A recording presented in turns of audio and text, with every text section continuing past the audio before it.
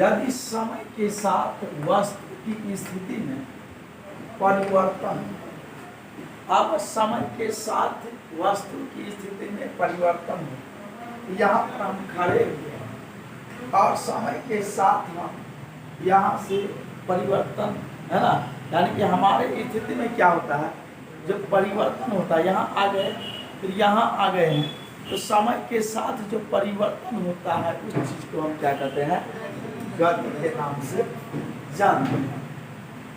वह अवस्था को हम गतिशील अवस्था के नाम से भी हम जानते हैं। अब है विराम अवस्था। समय के साथ जो गति है उसमें परिवर्तन न हो, जैसे का तैसा रहे। निर्जीव वस्तु कभी गति नहीं करता है, हमारे द्वारा फोर्स दिया जाता है तब वो गति करती है ना। तो ये क्या है, समय के साथ यदि वस्तु में कोई परिवर्तन नहीं होता है तो उस चीज को हम विराम अवस्था के नाम से जानते हैं। उस चीज को हम क्या कहते हैं, विराम अवस्था। गति हम बताए हैं कि समय के साथ जो है सो परिवर्तन जो होता है स्थान में, उसे हम क्या कहते हैं, गतिशील अवस्था कहते हैं। अगर समय के साथ परिवर्तन न हो, जैसे का तैसा हम रहे, तो उसे हम विराम अवस्था कहते हैं। यहाँ तक तो समझ गए। आगे हम चलते हैं।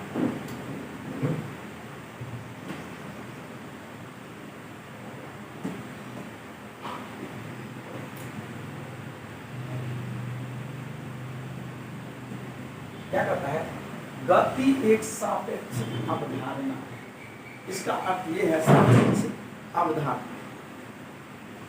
अतः किसी व्यक्ति के लिए एक वस्तु गतिशील है जबकि दूसरे के लिए वह स्थिर है। जैसे मान लिया जाए कि हम ट्रेन में जा रहे हैं, तो ट्रेन में जा रहे हैं तो वो ट्रेन में जो हम बैठे हुए हैं, तो हम जो बैठे हुए हैं तो वहाँ पर हम अस्थिरता अनुभव कर रहे हैं, क्योंकि हमारे पास जो सामान है या हम जिस सीट पर बैठे हैं तो हम अस्थिरता अनुभव कर रहे हैं कि हम गतिशील नहीं है। लेकिन बाहर जो व्यक्ति है वह हमें गतिशील अनुभव कर रहे हैं। उनको लग रहा है कि व्यक्ति भी जो है सो चल रहा है। जो बाहर व्यक्ति है उसको लग रहा है कि ट्रेन के साथ साथ व्यक्ति भी चल रहा है, ये चीज। और हम जो है विपरीत देखे, हम जो ट्रेन में बैठे हैं तो व्यक्ति जो वो बाहर खड़ा हुआ है, तो हमको लग रहा है कि ट्रेन के साथ साथ जितने भी पेड़ पौधा है सारा जो है सो चल रहा है। यही कर रहा है कि सापेक्षिक अवधारणा है कि मतलब किसी व्यक्ति के लिए, एक व्यक्ति के लिए वह चीज गतिशील होती है तो दूसरे व्यक्ति के लिए स्थिर होती है ना, यह चीज होती है। यानी एक व्यक्ति जो खड़ा हुआ है बाहर, वो ट्रेन में जो देख रहा है व्यक्ति को, तो वो देख रहा है कि मतलब वह उसके लिए जो है ट्रेन क्या है, गतिशील है, और वो व्यक्ति भी जो है गतिशील है। अगर व्यक्ति जो है ट्रेन में है और वह इधर बाहर देख रहा है तो देख रहा है कि पेड़ पौधा भी जो है क्या है, गतिशील है ना। यहाँ दूसरे के लिए स्थिर होते हैं। बस यात्रियों के लिए वृक्ष गतिशील है तथा स्थिर व्यक्ति के लिए वृक्ष क्या है, विराम अवस्था में होती है ना। स्थिर व्यक्ति के लिए मतलब जो जिस प्रकार से व्यक्ति वह देखता है, मतलब खड़ा होकर के और विराम में है तो वो देखता है कि सामने वाला वस्तु नहीं चल रहा है, लेकिन वही ट्रेन चल रहा है तो लगता है कि हमारे साथ ही सापेक्ष जो है सो वह वस्तु चल रहा है। तो वस्तु यानी गति क्या होता है, सापेक्षिक अवधारणा होती है। अब आ जाता है दूरी।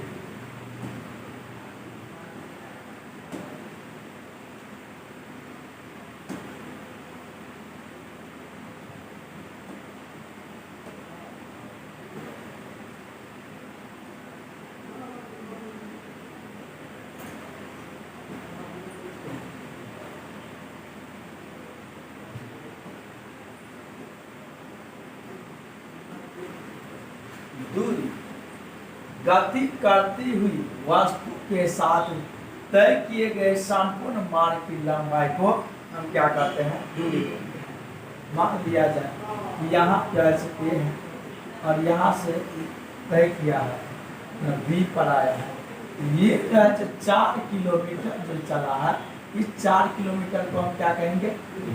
डिस्टेंस कहेंगे, दूरी कहेंगे ना। गति करती वस्तु के साथ तय किए गए संपूर्ण मार्ग की लंबाई को, ये जो लंबाई है, इस लंबाई को जितना ना वह तय किया है, जितना किलोमीटर, उस चीज को हम क्या कहते हैं? दूरी के नाम से जानते हैं, उसे हम दूरी के नाम से जानते हैं। दूरी एक अदिश राशि है, क्योंकि इससे दिशा जो है सो नहीं होती है ना। यानी कि अब मान लिया जाए ये नहीं है कि सीधे चलेगा, इधर भी चल जाएगा, इधर भी डायरेक्शन ना, इधर इधर चल जाएगा, किधर भी चल। इसकी क्या अदिश राशि मतलब इसका सही दिशा दूरी का नहीं होता, कि इधरों अपना चल जाएगा ना, इसीलिए वह दूरी क्या होता है? अदिश राशि ना, अदिश राशि होती है। अब देखिए यहाँ पर है अदिश राशि। अदिश राशि आयस भौतिक राशियां जिनको व्यक्त करने के लिए केवल परिमाण की आवश्यकता होती है ना, केवल परिमाण की आवश्यकता होती है कि मापते हैं। ये 4 किलोमीटर, 2 किलोमीटर, 3 है, फिर 4 है, 5 है, 6 है, 3 है ना। इसको जो है सो जो हम मापते हैं, यही परिणाम की केवल क्या होता है?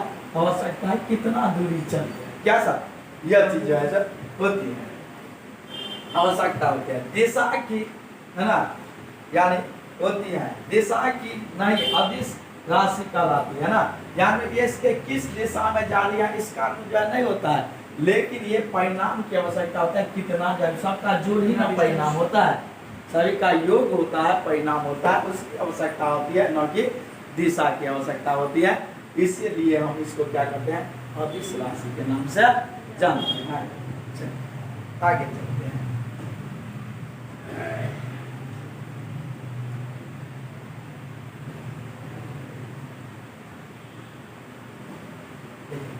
दूरी का मान हमेशा धनात्मक है, चाहे देखिए टेढ़ा सीधा चले, टेढ़ा चले, कुछ भी चले। ये है यहाँ पर 4 हो गया, 3 हो गया, 1 हो गया, 2 हो गया, 5 हो गया, तो सारा का मान है 4 3 7 9 9 5 ना 14 जो हो गया किलोमीटर जो हो गया। तो ये क्या है? धनात्मक होता है हमेशा। क्या है कि दूरी का मान हमेशा क्या होता है? धनात्मक होती है। अब है विस्थापन।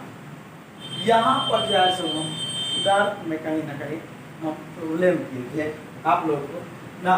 विस्थापन किसी वस्तु की अंतिम स्थिति तथा प्रारंभिक स्थिति के बीच की न्यूनतम दूरी को हम क्या कहते हैं? विस्थापन। अब मान लिया जाए कि न्यूनतम दूरी, ये जो है सो हम मान लिया जाए, इसी से पाइथागोरस सूत्र से हम ले लेते हैं ना। ए है, बी है और ये सी है। तो यहाँ पर जो है सो यहाँ से चला 3 किलोमीटर और ये चला है 4 किलोमीटर है। तो यहाँ से जो चला है 3 किलोमीटर और यहाँ से, तो सीधा दूरी देखते हैं मिला करके। उसमें तो रीजनिंग में भी हम पढ़ते हैं विस्थापन, तो वहाँ से घर से स्कूल की दूरी कितनी होती है। तो यहाँ से जब ए से अब शॉर्टकट यहाँ से जाने में 3 किलो है और फिर यहाँ पर 4 किलो, तो 7 किलोमीटर जाना पड़ेगा। लेकिन विस्थापन में क्या है? न्यूनतम दूरी डायरेक्ट सीधा अगर हम खींच देते हैं तो ये क्या हो जाएगा? 5 किलोमीटर हो जाता है। यही चीज हो गया विस्थापन।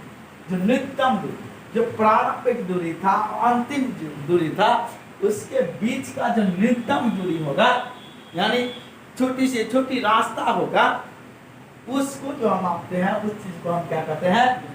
विस्थापन के नाम से जानते हैं ना। विस्थापन के आप मान लिया जाए एक प्रारंभिक दूरी जो है सो यहाँ से है, फिर यहाँ से है, फिर ऐसे होकर के ऐसे है। अब यहाँ है देखिए विस्थापन, ये प्रारंभिक ए है, तो ये है 4 किलोमीटर, 3 है, 2 है, अब यहाँ पर 3 है, यहाँ पर जो है हो गया सी जगह। तो विस्थापन जो हम कहेंगे तो 4 है और यहाँ से डायरेक्ट खींचेंगे ना। ये जो है ये क्या हो गया 4 और ये 2 6 क्या सर विस्थापन क्या हो गया 4 प्लस सीधा जो 4 प्लस 2 ना तो ऐसे भी कर सकते हैं ना शॉर्टकट डिस्टेंस जो होगा सर ये शॉर्टकट दूरी जो होगा जो सबसे कम दूरी हाँ होगा, जो शॉर्टकट रास्ता होगा ये गलिए वही क्या हो जाए जी ये मतलब सीधा जो मिला देंगे तो क्या हो जाएगा विस्थापन समझ के चलिए यही अब आ जाइए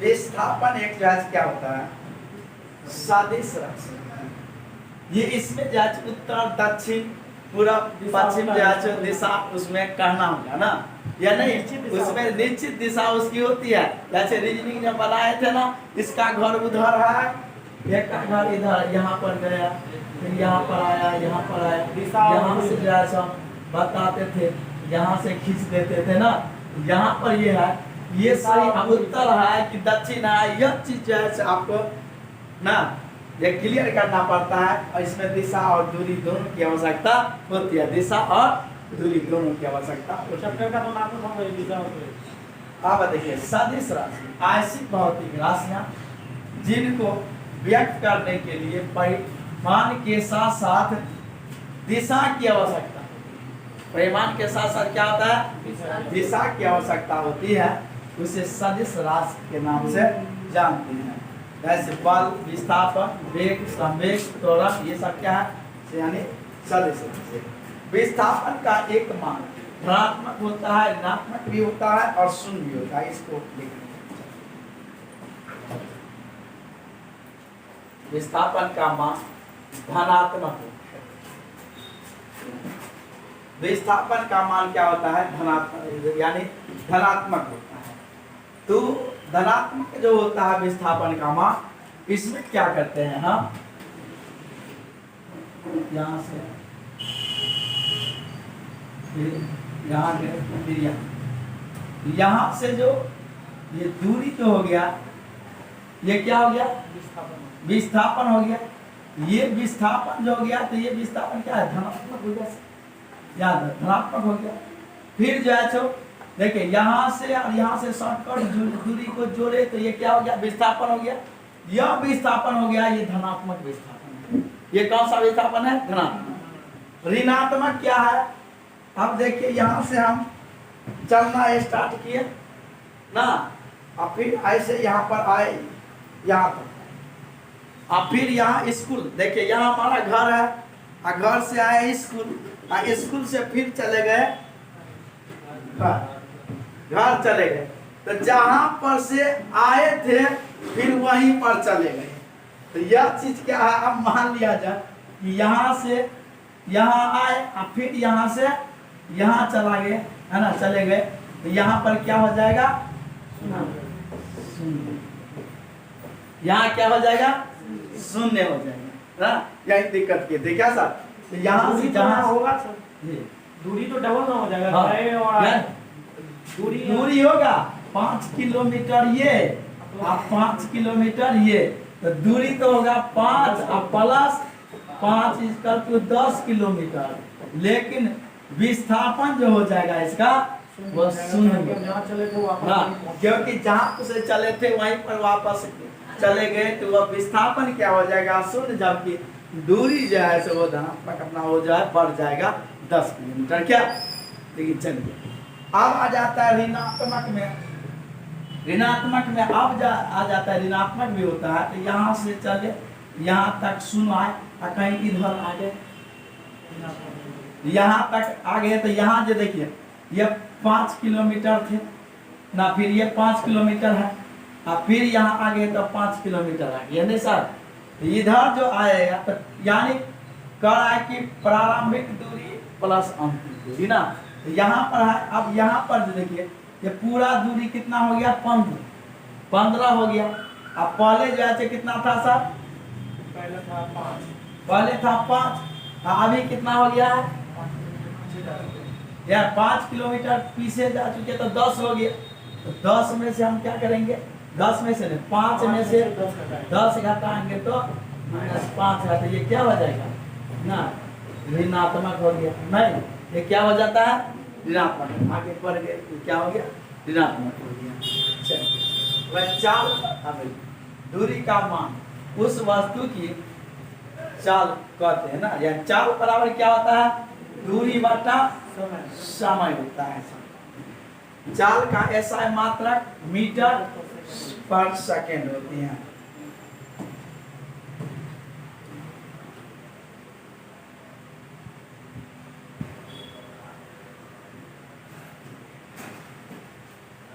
दूरी का ऐसा मात्रक मीटर होता है, इसे L से व्यक्त करते हैं। समय का ऐसा मात्रक सेकेंड होता है, उसे टाइम से हम व्यक्त करते हैं। चाल बराबर दूरी बटा समय ठीक ना।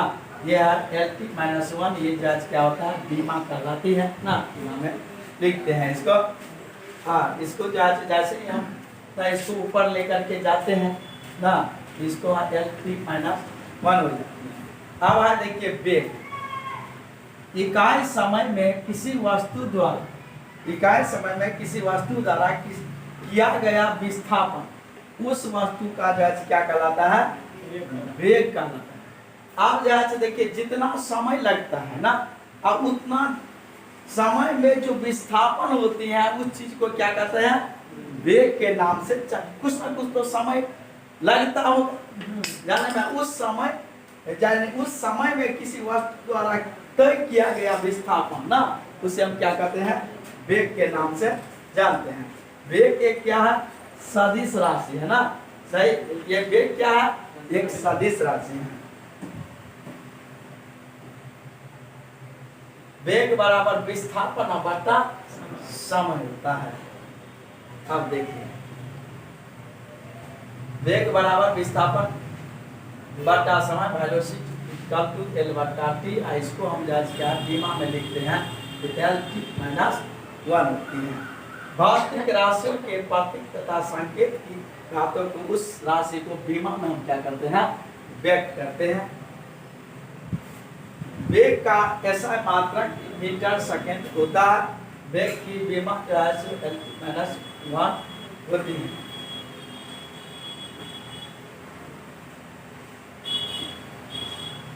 समझाए थे तो देखिए तो यदि किसी वस्तु का वेग समय के साथ परिवर्तित होता है, किसी वस्तु का वेग जो है सो समय के साथ क्या होती है, परिवर्तित होता है, तो उस वस्तु के वेग परिवर्तन की दर को क्या कहते हैं, हम त्वरण कहते हैं ना। अब वेग का परिवर्तन, अब एक कार है, ये कार, ये छोटा वाला जो ये कार है, इस कार का है कि प्रति किलोमीटर घंटा जो है 5 किलोमीटर होता है ना।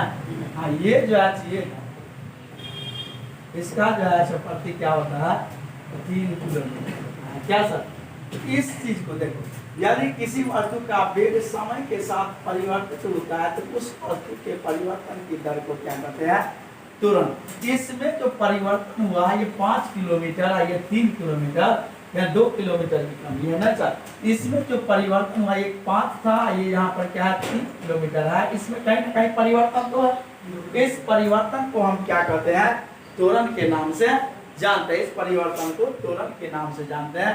त्वरण का अर्थ, त्वरण बराबर वेग में परिवर्तन, वेग में जो परिवर्तन हुआ उससे समय अंतराल, मतलब कितने समय के बाद जो है वेग में क्या होता है, परिवर्तन होती है। इसका होता है A बराबर V माइनस U बटा T होता है। V बराबर होता है अंतिम वेग और U बराबर प्रारंभिक वेग और T बराबर होता है क्या होता है, समय अंतराल होता है। तुरंत एक क्या होता है, सदिश राशि होती है। यहाँ तक हम इसको समझा दिया। अब आगे पर